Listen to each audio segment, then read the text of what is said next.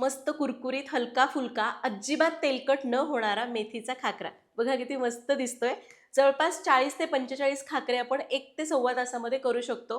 करायला सव्वा तास लागतो पण खायला 10 मिनिटांमध्ये होतात। एकदा करून ठेवले की महिनाभर टिकतात।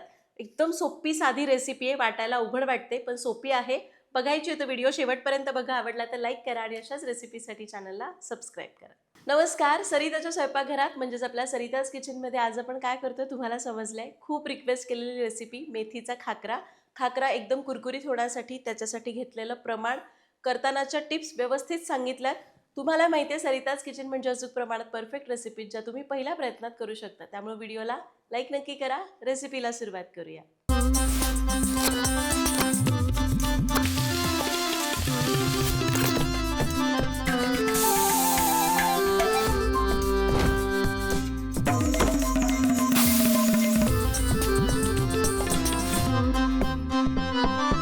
खाकरा करताना तो क्रिस्पी होण्यासाठी प्रमाण अगदी परफेक्ट घेणं महत्त्वाचं आहे। यासाठी साहित्य काय किती प्रमाणात घेतले बघूया। त्यासाठी आपण घेतलंय 2 कप गव्हाचं पीठ, पाव कप बेसन, 3 टेबलस्पून तेल, 2 ते 3 टेबलस्पून कसुरी मेथी, अर्धा चमचा हळद, अर्धा चमचा मिरची पावडर, चवीपुरतं मीठ। साहित्य बघितलं, रेसिपीला सुरुवात करूया। तर पहिल्यांदा आपण परातीमध्ये घेऊया गव्हाचं पीठ, खाकरा छान खुसखुशीत होण्यासाठी घालूया बेसन, कसुरी मेथी। तुम्हाला जर ताजी मेथी वापरायची तर 1 कप गच्च भरून मेथीची पानं घ्यायची, देठं घ्यायची नाहीत। कसुरी मेथी असेल तर 2 टेबलस्पून पुरते। त्याचबरोबर यामध्ये घालूया मिरची पावडर, हळद, चवीपुरतं मीठ। हे आपण चांगलं मिक्स करून घेऊया। आता याच्यामध्ये आपण बेसन घालतो त्यामुळे खाकरा असं छान खुसखुशीत व्हायला मदत होते। पण कधी कधी ना भाजलेले पदार्थ असे चिवट होतात, तसं होऊ नये म्हणून यामध्ये आपल्याला घालायचे तेल। तेल किती घालायचं? 3 टेबलस्पून। तर हा टेबलस्पूनचा स्पून आहे, 3 टेबलस्पून तेल घालूया। हे आपलं सरिताज किचनचं लाकडी घाण्याचं शेंगदाण्याचं तेल आहे, जे शुद्ध पारंपरिक आहे, ज्यामध्ये आपण केमिकल्स वापरत नाही। एकदा जरूर वापरून बघा, ऑर्डर करण्याची लिंक डिस्क्रिप्शन बॉक्समध्ये दिलेली आहे। तर आपला जो पोहे खाण्याचा चमचा असतो त्यापेक्षा मोठा चमचा असेल तर 3 ते 4 चमचे तेल घाला। पोहे खाण्याच्या चमच्याने घालताय तर 5 ते 6 चमचे तेल घाला। आता हे तेल या पिठाला चांगलं लावून घ्यायचंय, सगळीकडे याला व्यवस्थित मिसळून घ्यायचंय। तेल या पिठात चांगलं मिसळून घेतलं। आता सगळ्यात महत्त्वाची टीप, तेल तर किती घालायचं माहितीच आहे, बेसन घालायचंय। आता तिसरी टीप आहे, याला घट्ट मळायचं, पातळ करायचं नाही। जेवढं घट्ट मळाल तितका खाकरा छान खुसखुशीत होतो, पातळ लाटायला सोपा जातो। थोडं थोडं पाणी घालूया आणि याला घट्ट मळूया। आणि हे बघा, याला असं घट्ट मळलेलं आहे, मऊ आहे पण घट्ट आहे। आता याला आपण थोडंसं तेल लावूया, याच्यावर झाकून याला 5-10 मिनिटं झाकून ठेवू। तर इकडे आमचा चहा तयार होतो, आम्ही चहा ब्रेक घेतो। चहा ब्रेक झालाय, पीठ चांगलं भिजलंय, खाकरे करायला घेऊ। आता मी काय करते, याचे ना आपण एक मोठा उंडा काढून घेऊया आणि मग एकसारखे खाकरे येतील। याचा असा रोल करून घ्यायचा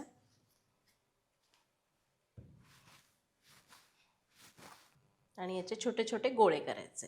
अगदी आपला पेढा कसा असतो तेवढे लहान गोळे करायचे, कारण आपल्याला एकदम पातळ पापडासारखं लाटायचे ना, त्यामुळे गोळा लहानच घ्यायचा। तर हे बघा, असे लहान लहान गोळे करून घेऊया।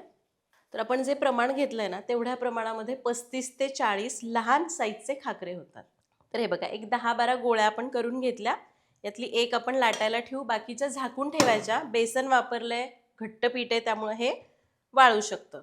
आता आपण गव्हाचं पीठ घ्यायचं आणि एकदम पातळ लाटायचं। लागेल तसं तसं तुम्ही गव्हाचं पीठ वापरू शकता। तुम्ही पाहिजे तर पापड लाटायचं लाटणं असतं ना, रेषा रेषांचं, ते वापरलं तरी चालेल। थोडं थोडं पीठ लावूया आणि पातळ लाटूया। तुम्ही जर पीठ अगदी छान मळलं तेल वगैरे घालून तर हे बघा, इतकं मऊसूत हे पीठ होतं की अगदी सहज आपल्याला पाहिजे तसं पातळ लाटता येतं। आणि हे बघा, खाकरा आपण असा लाटून घेतलाय, तुम्हाला बघायचंय इतका पातळ लाटलेला आहे। पापड कसा असतो तसा पातळ याला मी लाटून घेतलं। आता याला आपण ताटामध्ये परातीमध्ये काढून घेऊया। एक 7-8 खाकरे आपण लाटून घेऊ आणि मग भाजायचे कसे ते बघूयात। भाजतानाच्या टिप्स नक्की लक्षात ठेवा बरं का, पूर्ण व्हिडिओ बघा म्हणजे तुमचे खाकरे सुद्धा अगदी छान होतील। सगळे खाकरे मी असेच लाटून घेते। आणि हां, दुसरा खाकरा लाटलाय. एक गोष्ट सांगायची राहिली, तुम्हाला जर हे कडेला वेडंवाकडं नको, एकदम गोल गरगरीत खाकरा पाहिजे, तर कोणती पण एक प्लेट घ्या. तुम्हाला ज्या साईजचा खाकरा करायचा आहे ती, किंवा डब्याचं झाकण घ्यायचं, याने याला कापून घ्यायचं. अशा पद्धतीने तुम्ही खाकरा एका साईजप्रमाणे कापून घेऊ शकता. आता मी काय करते, सगळे खाकरे असेच करून घेते. तर एक 10 ते 12 खाकरे आपण लाटून घेतलेले आहेत. हे बघा, सगळे असे छान एकसारख्या साईजमध्ये आले आहेत. आता भाजूया. भाजण्यासाठी ना शक्यतो पसरट तवा घ्यायचा. सपाट डोशाचा तवा असतो ना, तो घ्या. नसेल तर जो तुमच्याकडे असेल तो तवा घेतला तरी चालेल, पण खूप जास्त खोल नको. आता तवा आपल्याला मध्यम गरम करून घ्यायचा. तवा मध्यम तापलेला आहे. यावर खाकरा टाकूया. एका बाजूने आधी भाजून घेऊ. एक 15 ते 20 सेकंद आपण एक बाजू भाजली, उलटून घेऊया. आता याला उलटून घेतलं. उलटून घेतल्यानंतर आधी गॅस कमीच ठेवायचा आणि खाकरा एका बाजूने संपूर्णपणे भाजून घ्यायचा. भाजत असताना कपड्याने दाबून दाबून याला भाजून घ्यायचं, म्हणजे तो फुगत नाही. गॅस कमी आणि कपड्याने दाबून दाबून खाकरे भाजायचे, म्हणजे कुरकुरीत होतात. आता बघा, इथे मी खाकरा भाजते. मध्ये जास्त दाबलं जातं, तर मध्ये छान भाजला गेला. सगळीकडे एकसारखं भाजायचं, दाबून घ्यायचं आणि खाकरा भाजायचा. खाकराची कणिक पटकन भिजते, लाटून पटकन होतात जर नीट भिजली तर, पण भाजायला मात्र पेशन्स लागतात. हे बघा, एका बाजूने हा भाजून झालाय. आता दुसरी बाजू घेऊ आणि कापडाने दाबत दाबत दुसरीकडून पण असाच भाजून घेऊ. इथे मी कापड घेतलंय. आपलं ते लाकडाचं पोटॅटो मॅशर येतं ना, प्लेन असतं, त्याने भाजून घेतला दाबत दाबत तरी चालतो. आणि हे घ्या, मस्त खरपूस असा खाकरा भाजून झालाय, क्रिस्पी झालाय मस्त. आत्ता गरम आहे म्हणून गार झाल्यावर हा अजून छान क्रिस्पी होईल. याला एका जाळीवर काढते, म्हणजे गरमीमुळे पाणी सुटणार नाही.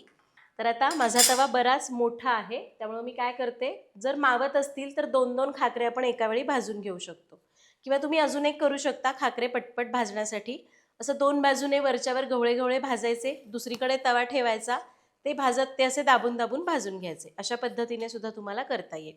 अजून एक खाकरा भाजून दाखवते. खाकरा या बाजूने 15-20 सेकंद भाजला, उलटला. आता पहिली खालची बाजू आहे ती दाबून दाबून छान मंद आचेवर खरपूस भाजूया. मध्ये मध्ये बघत राहायचं आणि छान भाजून घ्यायचं.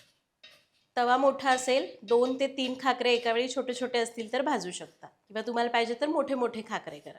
एक बाजू भाजायला घड्याळाच्या काट्यावर बघाल ना, तर 1.5 मिनिट लागेल मंद आचेवर. इकडून भाजलाय. आता परत गॅस कमी करू आणि दुसरी बाजू भाजू. छोटे खाकरे असतील, एक खाकरा भाजायला 3 मिनिट धरायचे. हा पण झालाय मस्त भाजून, काढून घेऊया. होतात ना मस्त. ह्यांच्याकडे बघून वाटतंय का की हे पण बाजारात आणलेले आहेत ना, एकदम भारी. बाकीचे सगळे खाकरे असेच भाजूया. आणि हे घ्या, जवळपास 15 ते 17 खाकरे आपण तयार केलेले आहेत. आवाज कळला तुम्हाला? एकदम मस्त क्रिस्पी झालेत. माझ्या मते तर याला आपण कडक तव्यावर भाजलेला पराठा म्हणू शकतो, कारण मिश्रण तेच असतं, फक्त आपण त्याला छान कुरकुरीत करतो, त्यामुळे तो 15 ते 20 दिवस आरामात टिकतो. भाजत असताना मी जराही तेल वापरलं नाही.